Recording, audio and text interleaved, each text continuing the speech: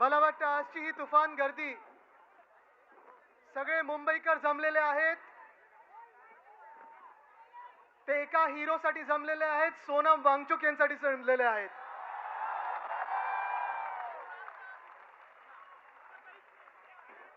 इथे शिवसैनिक आहेत, आपल्यासोबत अनेक सिव्हिल सोसायटीचे लोक आलेले आहेत, विद्यार्थी संघटनेचे लोक आलेले आहेत. मी सगळ्यांचं स्वागत करतो. Thank you for coming here. थोडे असे मला इकडे बघायला मिळेल, थोडे असे.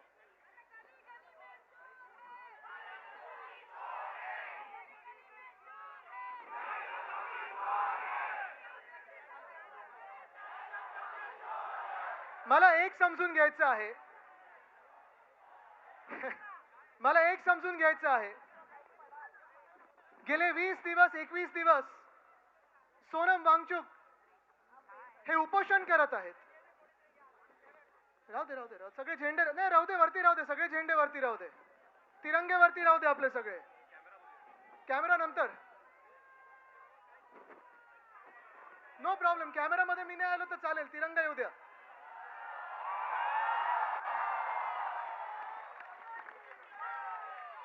मला एक समजून घ्यायचंय, 20 दिवस 22 दिवस सोनम वांगचुक हे उपोषण करतायत, हंगर स्ट्राईक करतायत. ते कोणासाठी करत आहेत? या देशासाठी करत आहेत, या देशाच्या विद्यार्थ्यांसाठी करत आहेत. नीट परीक्षाची पेपर लीक झाला, पेपर फुटला, 22 विद्यार्थ्यांनी मला वाटतं जवळपास सुसाईड केलेला आहे. त्यांच्यासाठी उपोषण करत आहेत. त्यांची एकच मागणी आहे की जो एक निकम्मा मंत्री आहे, धर्मेंद्र प्रधान, यांचा राजीनामा पाहिजे आम्हाला. मला एक समजायचंय, धर्मेंद्र प्रधानना कुठचं सोनं चिकटलेलं आहे की प्रधानमंत्री त्यांना काढू शकत नाहीत.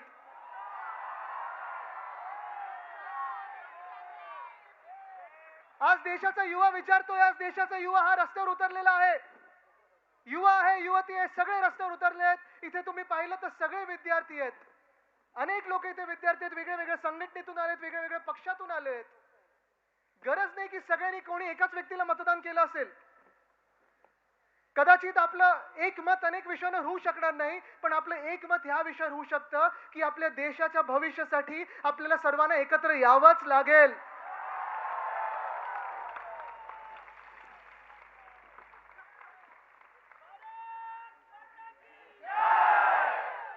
देशात आता सगळे जे युवा उतरलेले आहेत ते धर्मेंद्र प्रधानचा राजीनामा मागत आहेत. देश के युवा बोल रहे हैं कि आज मंत्री प्रधान का इस्तीफा मांग रहे हैं.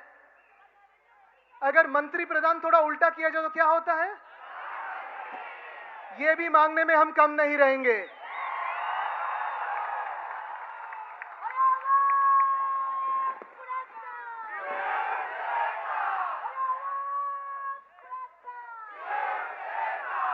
लीकच्या मागे लीक, लीकच्या मागे लीक. नीटचा पेपर लीक होतो, टीईटीचा पेपर फुटतो, एमपीएससीचा पेपर, प्रत्येक वर्षी आंदोलन करायला लागतात. आज अनेक शाळांमध्ये बाथरूम नीट नाहीयेत, आज अनेक शाळांमध्ये सॅनिटरी पॅड वेंडिंग मशीन्स नाहीयेत, आज अनेक शाळांमध्ये वीज नाही, इलेक्ट्रिसिटी नाहीये.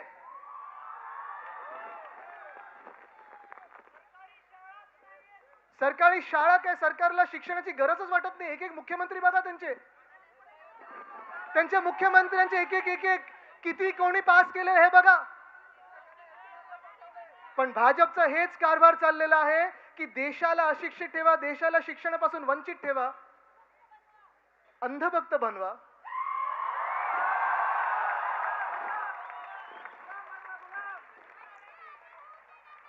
आम्ही अंधभक्त राहू तर ह्या देशाच्या मातीचे राहू, आम्ही अंधभक्त राहू तर आमच्या छत्रपती शिवरायांचे राहू, आम्ही अंधभक्त राहू तर शाहू फुले आंबेडकरांचे राहू, आम्ही अंधभक्त राहू तर महामानव डॉक्टर बाबासाहेब आंबेडकरांचे राहू, ज्यांनी संविधान दिलं.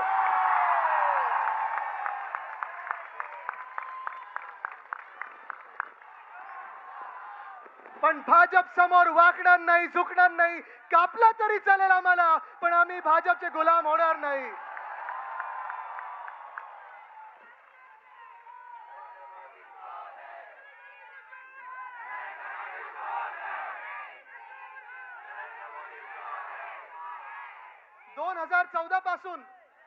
2014 पासून जे जनमत मिळालं, 2014 पासून जे मतं मिळाली त्यांना, आपण पण त्याच्यात होतो ना, त्यांच्या सोबत होतो, भाजपच्या सोबत होतो. एका वेळी एकदा फसलो, दुसऱ्यांदा फसलो, तिसऱ्यांदा फसू शकणार नाही.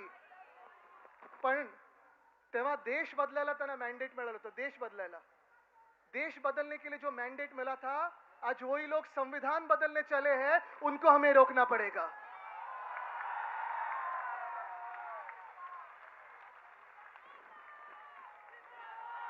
काय काय काय काय विषय चालले देशामध्ये. किती लोकांनी तुम्ही वाचलं असेल, कालच पेपर मध्ये आलेला आहे, इस्रोचे सायंटिस्ट किती लोकांनी राजीनामा दिलाय? 100. म्हणजे एका बाजूला जग कुठे चाललंय तर स्पेसएक्स पाहतंय, ESA पाहतंय, सगळे लोक हे जगात पाहतोय आपण. सायंटिस्ट त्या त्या देशांमध्ये चाललेले आहेत, त्या त्या वेगळ्या वेगळ्या कंपन्यांमध्ये चालले आहेत. पण आपल्याकडे इस्रोचे सायंटिस्ट राजीनामा देत आहेत. इस्रो आहे ना सांभाळता येत नाही, आणि इस्रो आहे ना सांभाळता येत नसताना दुसऱ्या पक्षाचे खासदार फोडायला लागलेत. हे देशाचं सरकार आहे, हे सरकार तुम्हाला मान्य आहे का? हे राजकारण कुठे चाललंय? एका बाजूला आपण पाहतोय सरकार आहे, मजबूत सरकार आहे, बहुमताचं सरकार आहे, राज्य करू शकता, देश बदलू शकता. पण तुम्ही संविधान बदलताय. आज देशातली परिस्थिती बदलणार होती 2022 पर्यंत. काय होतं ते 2022 तक हर घर नल जल क्या क्या था, गेलं कुठे?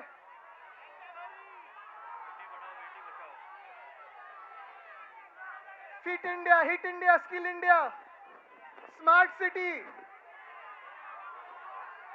2022 पर्यंत प्रत्येकाला घर मिळणार होतं. मिळाले कोणाला? 2014 पर्यंत आम्ही जेव्हा सगळीकडे ऐकायचो, साईबाबांचं नाव घ्यायचो, तेव्हा सबका मालिक एक हे आम्ही साईबाबांबद्दल ऐकायचो. पण भाजपला विचारलं तर बोलतात सबका मालिक अदानी है.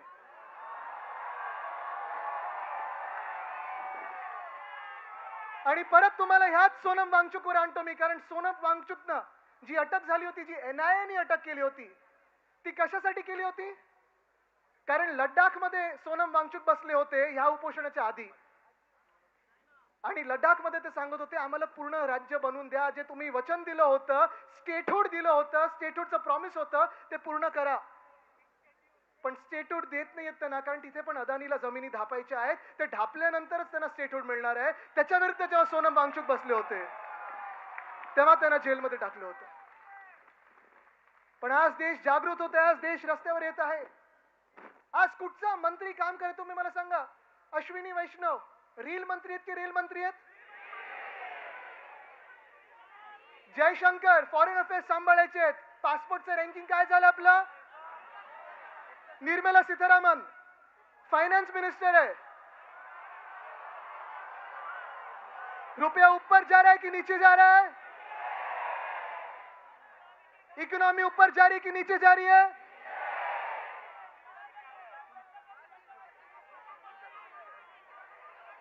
धर्मेंद्र प्रधान तर तुम्हाला माहितीच आहेत. Piyush Goyal commerce minister, free trade agreement US बरोबर झाले की नाही झाले? कोणालाही पाहिजे. अरे हा, इथेनॉल मी विसरलोच.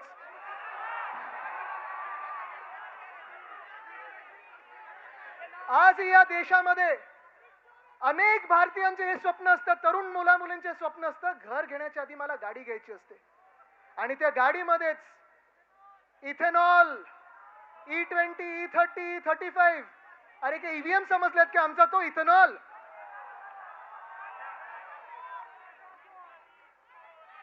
रस्ते बनवता येत नाहीत. मुंबई अहमदाबाद हायवे बघा, मुंबई कोकण हायवे बघा, मुंबई गोवा हायवे बघा, मुंबई नागपूर हायवे बघा, मुंबई नाशिक हायवे बघा. पण सगळं काही बाजूला ठेवून टार्गेट कोण आहे? Missing link. सरकारचं इंटेंट मिसिंग आहे. पण आज हे सगळं चालू असताना आपण एक तरुण मुलगा अभिजित दिपके, आपल्या महाराष्ट्रातला मुलगा, अमेरिकेमध्ये काम करत होता.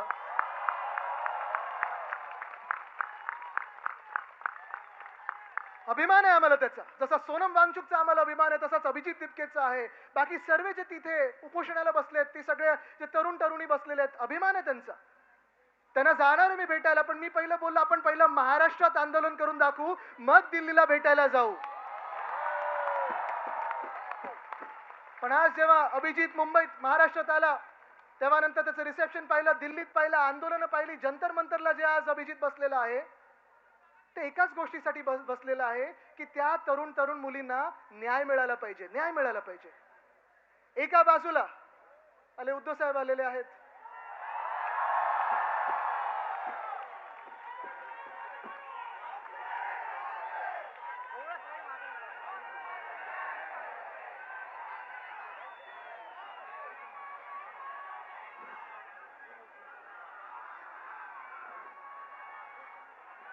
कोण आला रे, कोण आला, कोण आला रे, कोण आला. उद्धव साहेब आगे बढ़ो, उद्धव साहेब आगे बढ़ो, आदित्य साहेब आगे बढ़ो, आदित्य साहेब आगे बढ़ो. भारत माता की,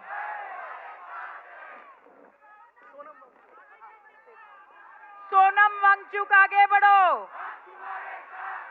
सोनम वांगचुक आगे बढ़ो, अभिजीत दिपके आगे बढ़ो, अभिजीत दिपके आगे बढ़ो.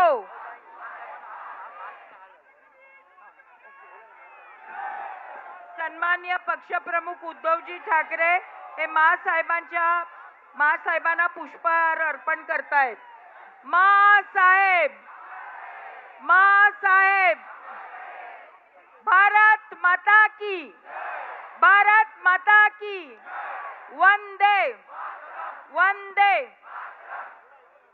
तर आज मी तेच सांगत होतो की भाजप एका बाजूला जगभरात जी चर्चा चालू आहे, जे आज शिक्षणाबद्दल उपोषणाला बसलेले आहेत, अभिजित दिपके असेल, सोनम वांगचुक असेल, एकच गोष्ट मागत आहे, धर्मेंद्र प्रधानांनी राजीनामा द्यावा, शिक्षण मंत्री हा चांगला यावा आणि शिक्षण पद्धती ही सगळ्यांसाठी चांगली असावी, हे आपण मागत आहोत. सोपी गोष्ट आहे. पण आज भाजप जे सातत्याने आपल्याला भाजप प्रत्येक गोष्टीमध्ये आपल्याला अडकवत आहे.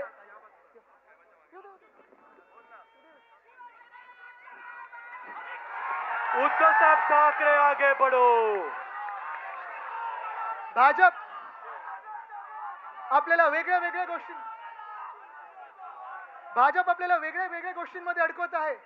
धर्मामध्ये अडकवते, जातीमध्ये अडकवते, प्रांतामध्ये अडकवते, भांडणांमध्ये अडकवते.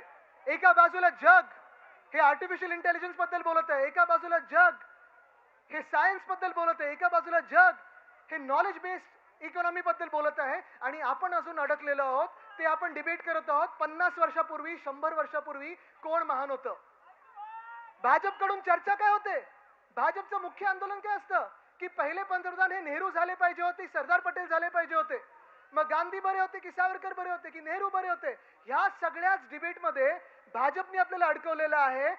भविष्यासाठी आपण भांडत आहोत, भाजप आपल्याला भूतकाळावरनं भांडवत ठेवत आहे. तुम्ही ठरवायचं तुम्ही कोणासाठी भांडणार आहात. The BJP is keeping us busy over the past. We want to fight over the future. We want to fight for our future. एक महत्त्वाचं स्टॅटिस्टिक तुम्हाला देतो, जास्ती मी वेळ घेणार नाही.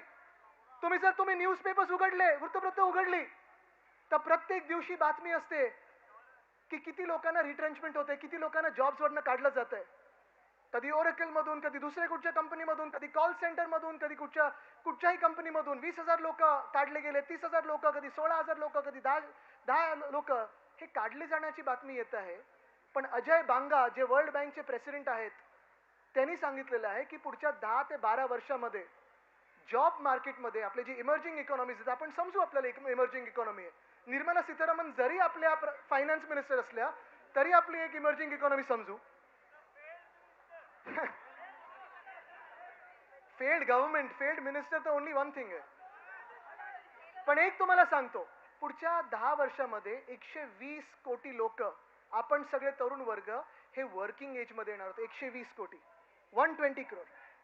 आणि मग जॉब ऑपॉर्च्युनिटीज जगामध्ये, पूर्ण जगामध्ये, नुसतं भारतामध्ये नाही, सांगतात की फक्त 40 कोटी निर्माण होणार आहेत. 80 कोटी लोक जाणार कुठे? फ्री राशन खाणार किती दिवस? लाडकी बहीण 95 लाख महिलांना बाहेर काढलं ना, साडीची स्कीम बंद केली ना,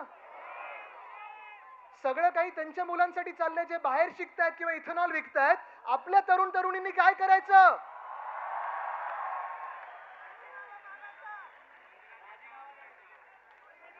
आणि म्हणून आज मी तुम्हाला सांगत आहे की आज जी चीड व्यक्त झालेली आहे, आज जे आपण जागृत झालेलो आहोत, आता शांत बसायचं नाही. आपण कुठच्याही भाषा बोलत असू, आपण कुठेही राहत असू, आपण कुठेही शिकत असू, कदाचित तुम्ही आणि मी कधी एकमत होईल, कधी एकमत होणार नाही, आपण वेगळ्या वेगळ्या विचारधारेचे असू शकू, पण आपण सगळे या देशासाठी एकत्र आलोच पाहिजे आणि हाच विचार केला पाहिजे की जी देशद्रोही पक्ष आहेत, भाजपसारखे या देशाला संपवणारे पक्ष आहेत, त्यांना बाहेर काढणं गरजेचं आहे. एका बाजूला गरिबाला लुटतायत, एका बाजूला जीएसटी लादतायत, राम मंदिर लुटतायत, उज्जैन लुटतायत, पंढरपूर लुटायला निघालेले आहेत, विद्यार्थ्यांना लुटत आहेत, इथेनॉलच्या माध्यमातून लुटत आहेत, सगळं काही लूट चालू आहे. तुम्ही ही लूट थांबवणार की नाही, आज मी तुम्हाला प्रश्न विचारत आहे. कदाचित भाजपला वाटतं अजून इलेक्शन 3 वर्षावर आहेत. वोट चोर, आम्ही अनेक गोष्टी बोलतोय, वोट चोर, गद्दी चोर, चंदा चोर, गद्दी चोर. पण आज मी तुम्हाला परत एकदा सांगतो, या देशात एकच नारा लागला पाहिजे कि मंत्री प्रधान अब आपका इस्तीफा, अगला कौन? उल्टा करो, प्रधानमंत्री. धन्यवाद. जय हिंद, जय महाराष्ट्र, वंदे मातरम.